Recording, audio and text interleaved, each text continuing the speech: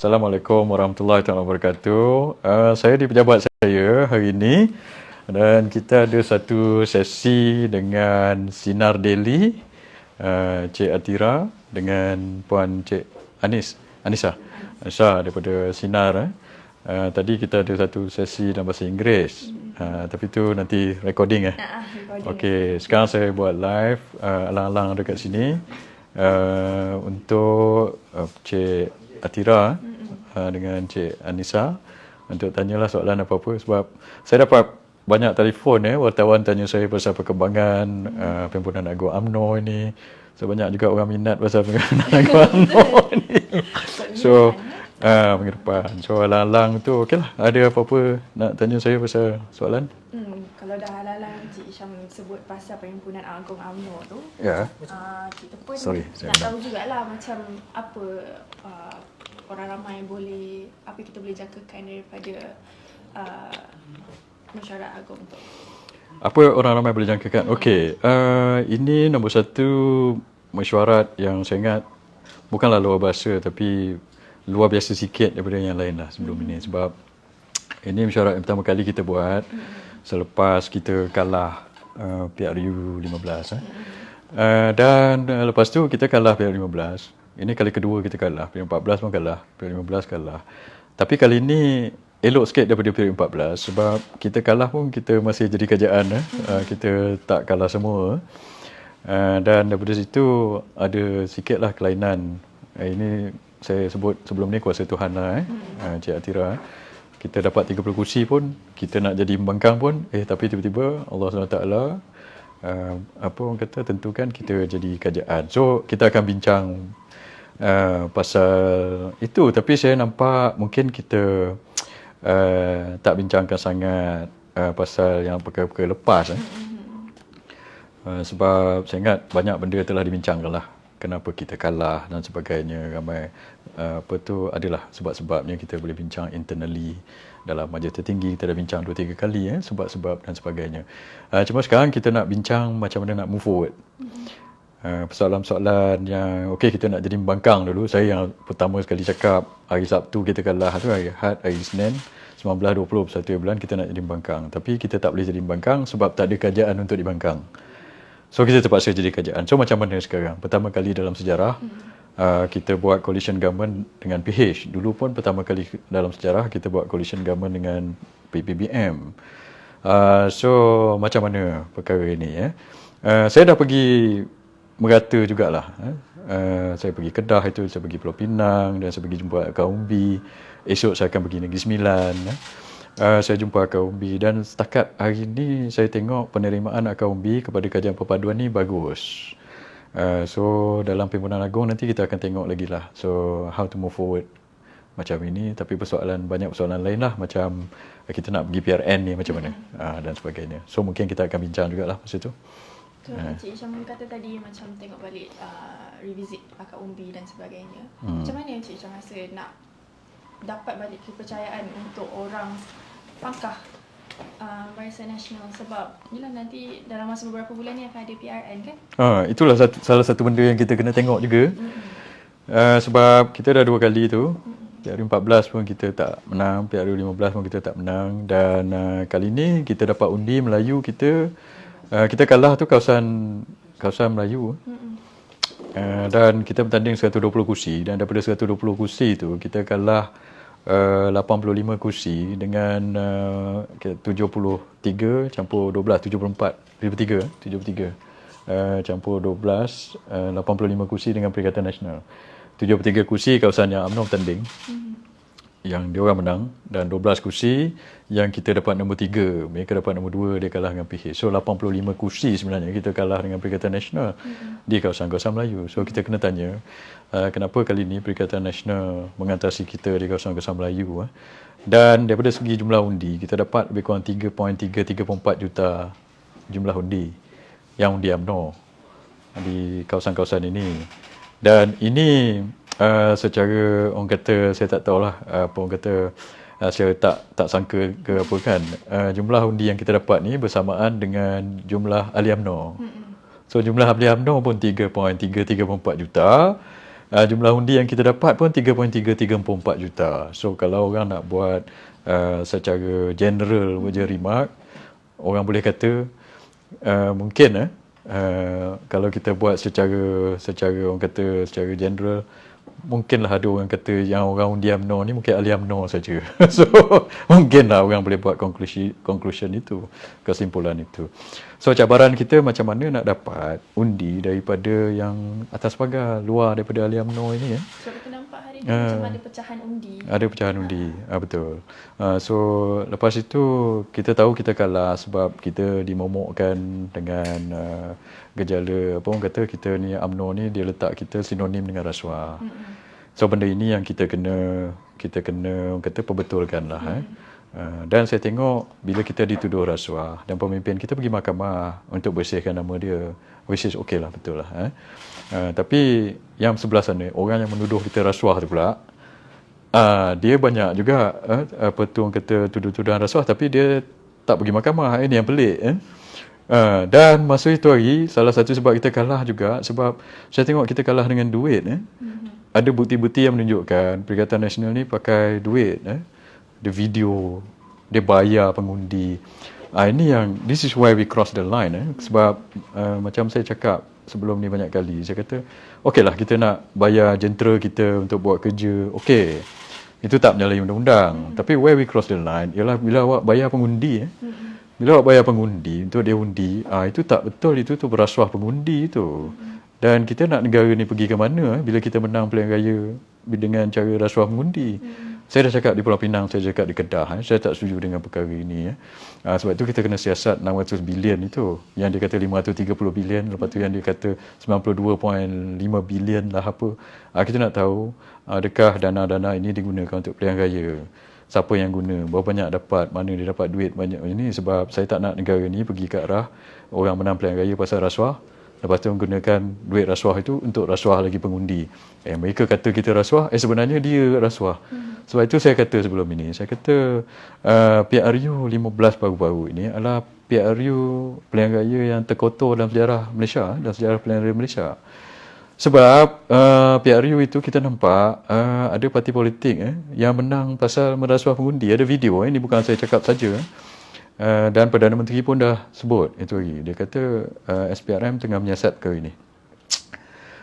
Dan sebab itu kita kena tengok juga, pantau. Sebab kita nak pergi PRN ni.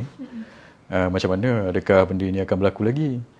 Kalau mereka datang lagi, duit dulu ada lebih lagi berbilion-bilion, dah pergi PRN Selangor, PRN Negeri Sembilan, PRN Pulau Pinang apa semua, dia rasuah lagi pengundi macam mana? So saya tak mahu kalau kita menang pilihan raya sebab bayar-bayar duit kepada pengundi ni. Bayar jentera, okey, sebab dia nak kena ada kos, saya faham tu.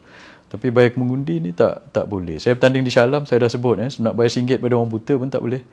Macam mana pula ada video orang kata angkat sumpah wallahi wabillahi watallahi kan, undi PAS lepas tu bagi duit, itu saya tak setujulah. Sebab kita tak nak negara ni nanti kalau negara ni menjadi macam itu, orang tak percaya pada sistem kita. Orang kata inilah Malaysia, demokrasi apa ni? Demokrasi rasuah. Sebab apa? Ada satu Perikatan Nasional, satu pakatan politik menang berpuluh-puluh kursi sebab bayar pengundi. Itu saya tak setuju. Tadi Encik Syam cakap banyak wartawan yang tanya pasal Perhimpunan Agong UMNO dengan posisi Encik Syam sekali dalam UMNO ni, mestilah wartawan akan pergi kat Encik Syam kan. Okay. Tapi kita minta Encik Syam ulas sikit lah dalam Perhimpunan Agong UMNO yang akan datang ni. Perwakilan UMNO akan hantar usul berkenaan dengan Akta Lompat Parti. Okay. So kita nak Encik Syam ulas sikit tentang tu. Akta Lompat Parti ni memang dah ada. So memang dia macam ni, Akta Lompat Parti tu dia memang kita dah luluskan itu hari. Cuma dia tak airtight. Sebab itu hari katakan orang itu dia dia tak lompat parti tapi dia nyokong orang lain. Macam mana tu? So sebab dia ahli parlimen. So macam mana parti nak enforce benda itu? Kan macam itu hari masa kita nak form government itu hari lepas 19 November, itu tak apa sebab dia sign, ada setengah-setengah pihak didakwa sign SD untuk menyokong orang lain. tanpa kelulusan parti. Tapi SD mereka tak laku sebab masa itu dia sign SD atas kapasiti apa. Dia belum lagi ahli parlimen. Sebelum angkat sumpah, belum ahli parlimen. So sebab itu si Paduka Baginda Pertuan Agong panggil 3 orang mewakili parti sebab kita kena pergi en bloc time tu sebab tak ada lagi ahli parlimen secara rasmi, tak angkat sumpah lagi. Tapi sekarang mereka dah angkat sumpah.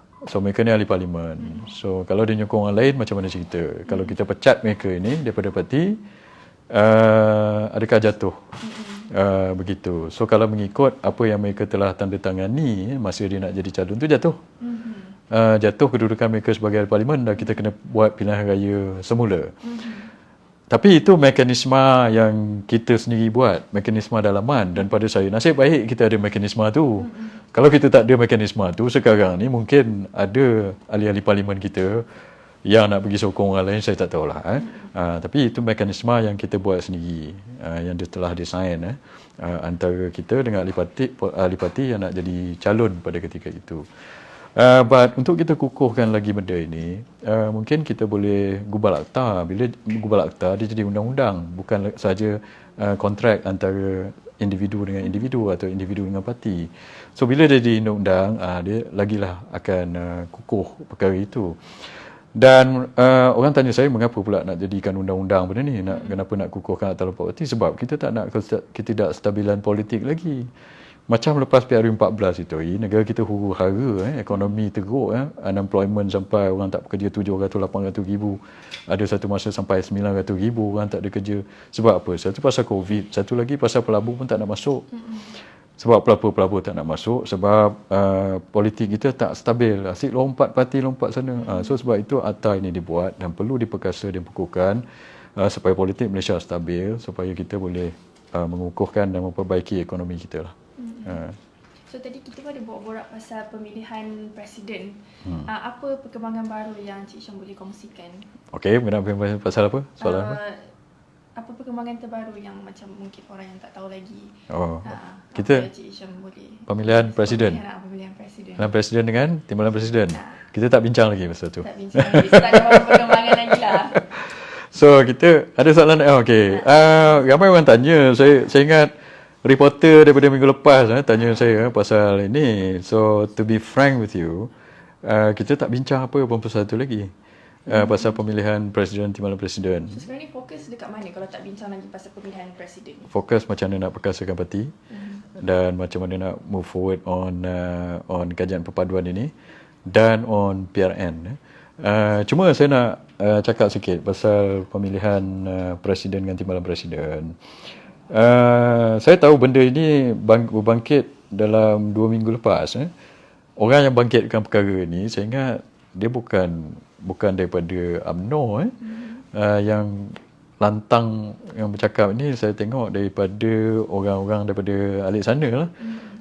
Sama ada mereka menyokong Perikatan Nasional ataupun orang dalam Perikatan Nasional. So saya nak soal ni, orang Perikatan Nasional ni ataupun orang-orang yang menjadi broker ke saya tak tahu lah, yang menyokong dia ni, yang dia sibuk-sibuk dengan pemilihan presiden dengan timbalan presiden kita ni. Kenapa? Sebab orang UMNO tak ada lantang sangat bawa isu ni.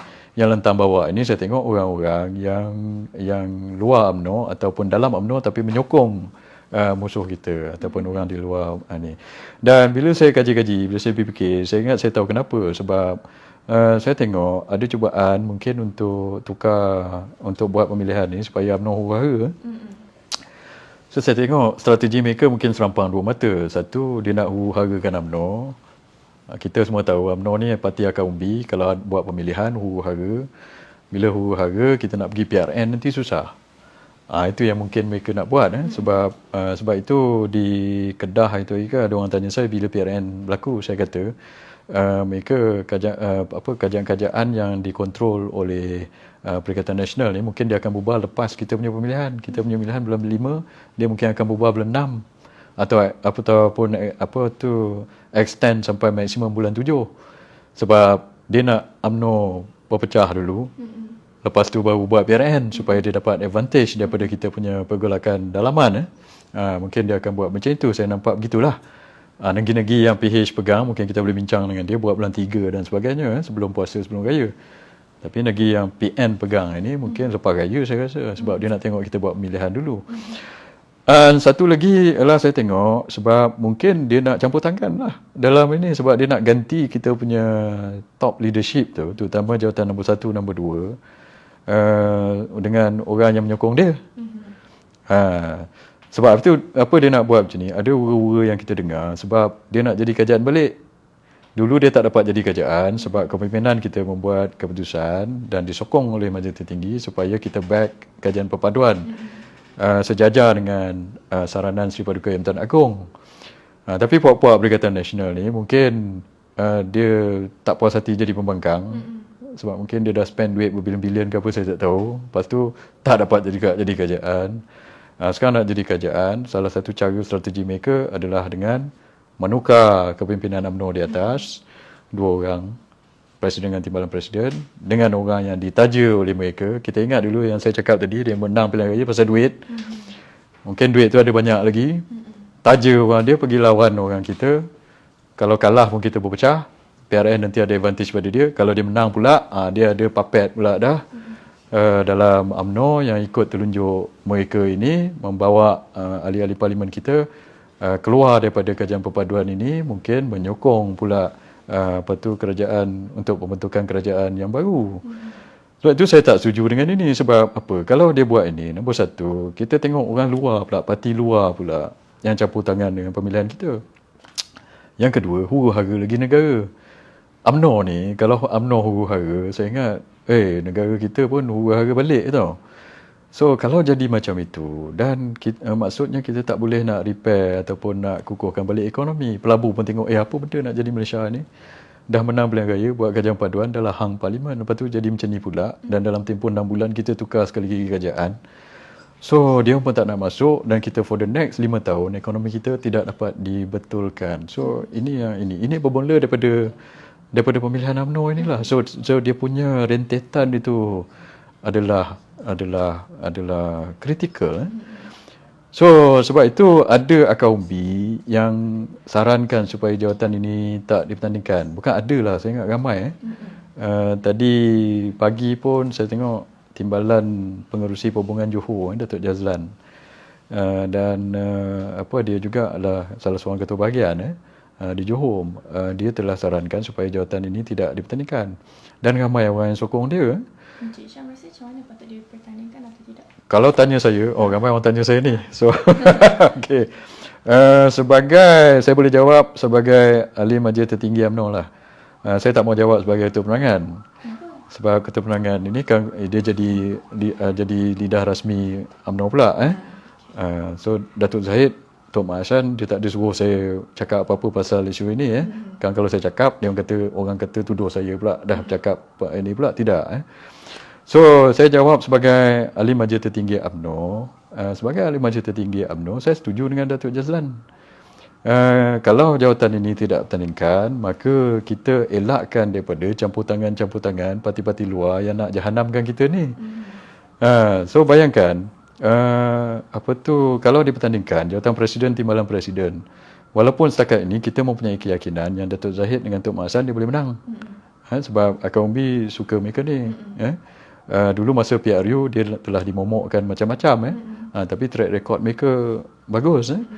So kita ada keyakinan lah. Kita rasa mereka ada peluang yang, bukanlah saya kata garanti, tidak, tapi saya kata mereka ada mempunyai peluang yang baik untuk mengekalkan jawatan mereka. Sebab mereka jadi presiden dengan Timbalan Presiden masa UMNO ni kalah tau.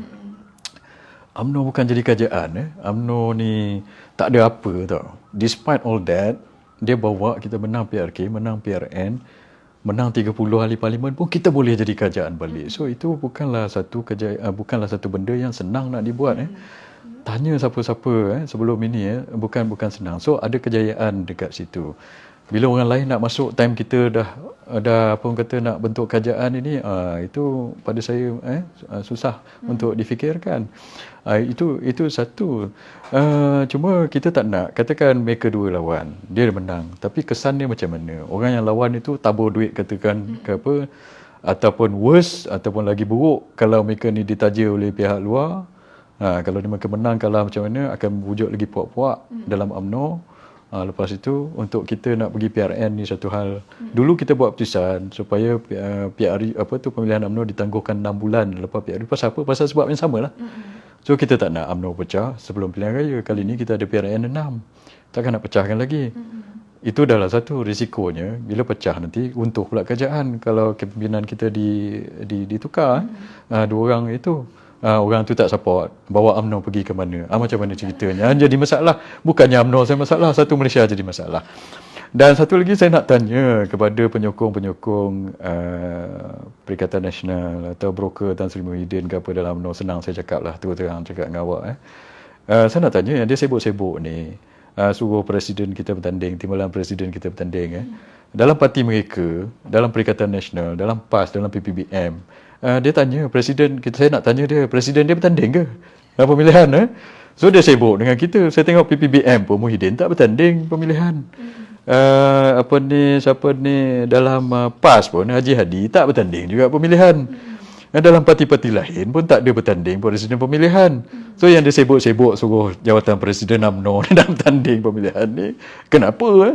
So saya nak sebut pada mereka ini yang suka bodek Muhyiddin ni, kaki bodek Muhyiddin ni. So tanyalah, kalau awak nak suruh presiden UMNO bertanding, awak suruhlah Muhyiddin bertanding dulu, dengan Haji Hadi tu bertanding dulu. Jangan sibuk-sibuk pada pemilihan kita, sebab kita nak jaga parti kita untuk solidkan UMNO ini, untuk pergi PRN ini. Lepas itu untuk kita berada dalam dinamik baru dalam kerajaan perpaduan ini dengan PH ini, itu satu cabaran. So kita tak mau mengeruhkan lagi dengan benda-benda komplikasi untuk kita, bila kita pertandingkan ini, maka orang akan kacau daripada luar pula macam itu. Dan persoalannya itulah, kepada siapa-siapa yang cerita pasal penak sangat pemilihan demokratik lah apa benda, tanyalah Haji Hadi dengan Muhyiddin tu, kenapa awak tak bertanding jawatan presiden. So saya nak dia jawab itu dulu. So kalau Encik Syam sebut pasal Haji Hadi kan, kalau macam untuk Perhimpunan Agong UMNO ni, adakah semua wakil parti komponen kerajaan perpaduan sedia ada akan dijemput hadir ke PU? Saya tak tahu, itu soalan untuk Cik Ustaz Agong lah kot. Sama ada jemputan. Tadi ada Sinar Abah dengan Datuk Ahmad Maslan. Ada orang tanya tak soalan tu? Ada. Akan dibincangkan. Okey. Kejap lagi saya ada mesyuarat pengurusan UMNO. Pukul 8. Tak tahulah, ada bincang kat situ kejap. Lepas tu Biro Politik 5 hari bulan. Biro Politik petang. Lepas tu malam tu mesyuarat Majlis Tertinggi. So eksekutifnya pengurusan dengan Biro Politik. Tapi the decision maker is still Majlis Tertinggi. So mungkin akan dibincang dalam Majlis Tertinggi lah. Kalau Majlis Tertinggi jemput, okey saja saya rasa. Saya rasa patut dijemput ke tak? Saya rasa saya open. Pada saya tak menjadi masalah. Sebab kita dah sama-sama dalam kerajaan dengan mereka. Dan dulu kita pernah jemput PAS dalam kita punya Perhimpunan Agong. So sebab masa tu kita bekerjasama dengan PAS. So sekarang ni kita bekerjasama dengan PH. So kalau nak jemput boleh aja, tak ada masalah. So sebab kita ni lepas PRU ni kita nak kita nak fokus untuk membina semula negara ni, terutama dalam ekonomi lah. Kan, so macam dalam UMNO, walaupun kita ada 30 ahli parlimen, tapi kita ada banyak pengalaman dalam pentadbiran compare dengan parti-parti lain. So sebab itu sekarang ni saya tahulah kan, saya ingat ada beberapa menteri pun sekarang ni menghadapi cabaran ingin nak buat statement pun kelang kabut sekarang. So sebab tu daripada dulu saya cakap, saya kata jadi kerajaan ni bukan senang. So bila di luar kerajaan sebagai pembangkang memang sedap lah kritik, tapi bila jadi kerajaan, bila awak nak kena buat dasar, kita tak boleh dalam politik. Saya nampak ada beberapa menteri masih struggle. Dalam UMNO kita ada pengalaman dalam kerajaan, so kita ada pengalaman buat dasar, so mungkin kita boleh share sedikit banyak pengalaman kita lah. So awak dan kerajaan, okey, tak apa, kita bantu. So kalau dalam Perhimpunan Agong ini, kalau nak jumpa boleh aja jumpa, tak ada masalah pada saya. Dan saya nak nasihat sikit lah pada menteri-menteri buat statement tu, kadang-kadang kena fikir sikit lah. Jangan buat statement-statement yang buat rakyat marah. Sikit-sikit viral. Saya dulu dalam kerajaan 20 tahun, so saya biasa buat statement. Dan saya nak cakap sikit, dalam kalau kita buat statement politik, lain dengan statement dasar. Sebab dalam politik, kadang awak buat statement, lepas tu awak tak boleh tunai, tak apa. Sebab dalam politik, cycle dia mungkin seminggu, 2 minggu, orang lupa lah. Tapi dalam kerajaan, kalau awak jadi menteri, awak pembuat dasar, buat statement, itu menjadi masalah kalau awak tak tunai. Sebab dalam kerajaan, kalau menteri atau penjawat awam macam saya dulu, every statement that you make become policy statement. Particularly if you are minister. Dan bila awak buat satu statement, dia become, kita panggil ada legitimate expectation. Legitimate expectation ni maksudnya ada keabsahan orang expect benda tu benda yang sahih tau. So kalau awak berjanji something dalam buat statement-statement kerajaan, ada legitimate expectation, lepas tu awak tak tunai, itu boleh menjadi masalah kepada kerajaan. In some circumstances, even rakyat boleh saman atau buat judicial review kepada kenyataan-kenyataan dasar ini.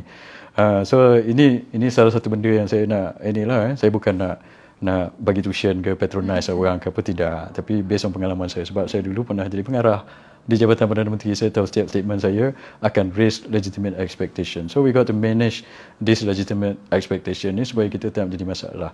Contoh, kalau awak berjanji akan turunkan harga telur dalam masa 6 bulan, awak kena tunai. 6 bulan datang awak jangan tak tunai.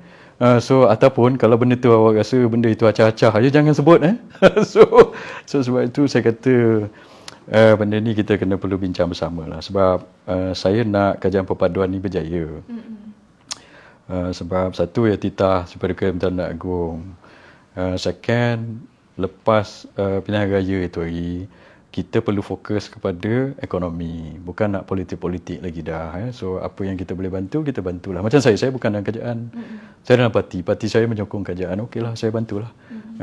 So kalau saya menegur tu jangan kecil hati. Sebab saya tak nak kerajaan ni runtuh. Okay. Saya nak tanya satu lagi soalan. Apa soalan? Satu lagi. Sekarang ni momentum dah ke arah pilihan raya negeri kan? Ya. Dekat pilihan raya negeri, Melaka dan Johor, keputusan on your side lah. Termasuk sokongan anak muda juga. Tapi masa PRU 15 tu, kita tak nampak benda tu. Scenario was the opposite.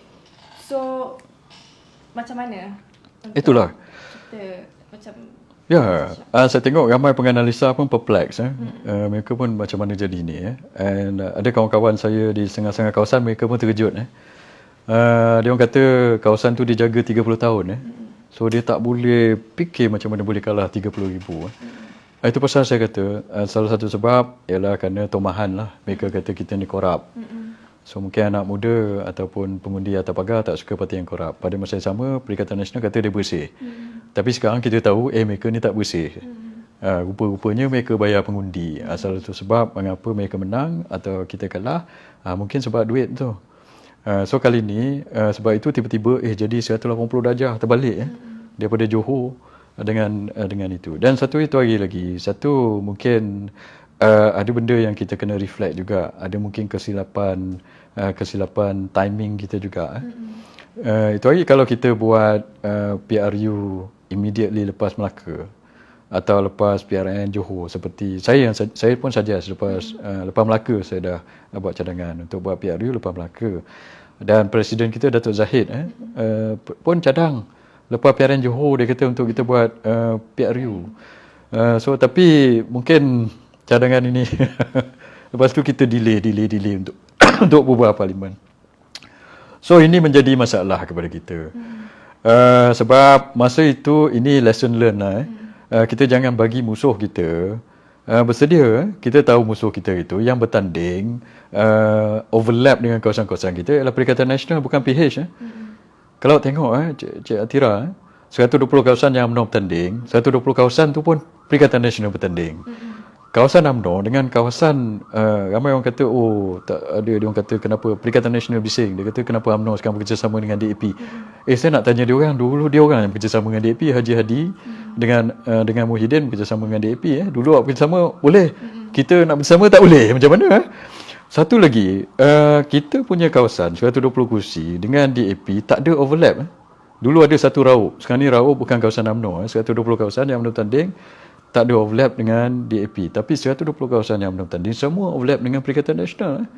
So sebab itu saya kata kalau kita pergi dengan PRN dengan Perikatan Nasional, kita susah macam mana. Dulu di Melaka dia orang tak menang apa-apa kursi, di ni pun dia dah minta 15 kursi.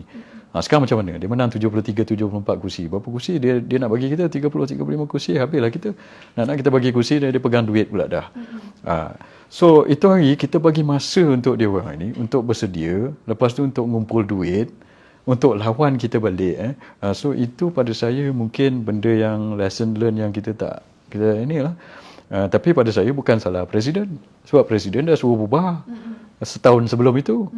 Dan saya ingat ucapan timbalan Presiden masa Pimpinan Agung UMNO, Tok Mak Hassan bercakap benda sama. Dia kata, let's strike while the rod is hot. Dia kata kan, dia cakap macam itu. So Presiden dengan tim sekarang ni, dia orang ni nak suruh Presiden dengan timbalan Presiden letak jawatan. Saya kata Presiden dengan timbalan Presiden, daripada dulu suruh bubar. Siapa yang tak nak bubar? Orang yang menyokong Perikatan Nasional. Sekarang awak nak bagi kuasa pada Perikatan Nasional. So benda ni reflektif, reflect lah. So itu adalah salah sebab-sebab yang kalau kita nak kaji kenapa kita ada disadvantage lah masa PRU itu hari. So kita jangan ulang lah benda ni. So kali ni kita dapat kuasa, kita kena cari timing yang kena bersedia lah. Dan orang muda tadi, itulah kita kena pikat hati orang muda. Satu, dan kedua pastikan Perikatan Nasional tak boleh main duit lagi untuk dalam pilihan raya. Kalau tidak, mereka beli pengundi, mereka menang pilihan raya. Sebab itu saya persoal minggu lepas, Perikatan Nasional ni dia tak malu ke menang kursi sebab rasuah pengundi. So untuk PRN saya nak tunggu mereka sama ada dia pakai lagi tak tagline bersih dan stabil. Saya rasa dia orang bukan bersih, mereka sapu bersih ni. Sapu bersih sakau berapa bilion dia kata kita. Sekarang saya nak persoal. Saya akan bawa isu ni. Sebab saya tak nak negara ni menuju ke arah rasuah pilihan raya. Cukuplah dulu kes-kes yang dulu itu. Tapi tak boleh. This is where we cross the line lah. This is where we have to draw the line. We cannot cross. Tu. Lagi? Ada soalan lagi? Okay. Mungkin in the future kita boleh set up mencari lagi. Boleh. Umur ramah. Abang nak tanya soalan? Dia nak di-charge tentang 600 bilion. Okey, 600 bilion sekarang ni, 600 bilion SPRM tengah siasat 92.5 bilion. 92.5 bilion pemberian kontrak ni dan itu tidak termasuk 15 bilion projek tebatan banjir yang dibuat oleh Kajian Perikatan Nasional direct nego 28 daripada 39. So bayangkan dulu mereka ni persoal kata orang rasuah sekali dia direct nego 15 bilion tau. So saya tak boleh bayang macam mana 15 bilion ni dibagi direct nego, dan saya dengar dia cuma dibagi kepada hanya beberapa kontraktor. So ini perlu disiasat sebab kalau ada sumber-sumber penggunaan dana pilihan raya oleh Perikatan Nasional, sumbernya daripada syarikat-syarikat ataupun kontrak-kontrak direct nego ini, maka itu bukan saja kesalahan pilihan raya, tapi itu adalah kesalahan jenayah rasuah. SPRM boleh siasat dan SPR pun boleh siasat. So itu saya rasa kena buat segeralah.